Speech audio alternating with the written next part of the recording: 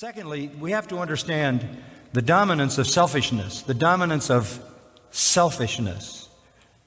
The fascination with living for pleasure and the dominance of selfishness. Has there ever been a society as self-centered as this? Has there ever been a society this egotistical, this consumed with its own agenda? Pride and self is elevated and exalted. It has been for years and years and years. Psychologists have created this thing called self-esteem. That is a satanic idea. You're not as important as you think you are. You're far less important than you think you are, and so am I. So are all of us.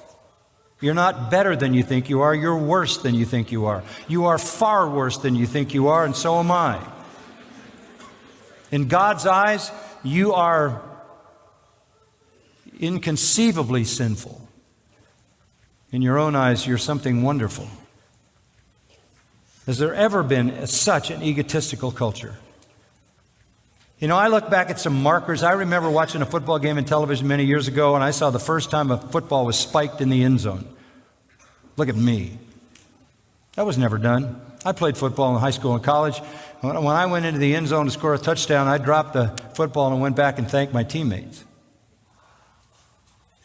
Then it became, look at me. Draw attention to me. I remember when Muhammad Ali said, I am the greatest. He didn't leave a legacy of boxing in the world. He left a legacy of ego in the world. That's like a byword for the culture. I'm the greatest. I'm the greatest. What? Why? He took a whole generation and moved them into the psychology of self-esteem.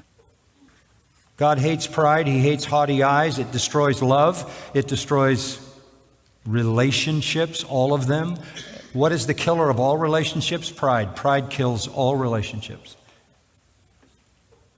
It kills care, it kills sacrifice, it kills kindness, it kills the supreme virtue of all virtues, humility. Only humble people love. That's why Proverbs 8:13 says, pride and arrogance I hate, says the Lord. Proverbs 11:2 says, when pride comes, then comes dishonor. It does the opposite. You notice that? When pride comes, then comes dishonor. Pride doesn't honor you, it dishonors you. Proverbs 13:10 says, through pride comes strife, because it destroys relationships. Proverbs 16:18, pride goes before destruction. Proverbs 29:23, a man's pride shall bring him low.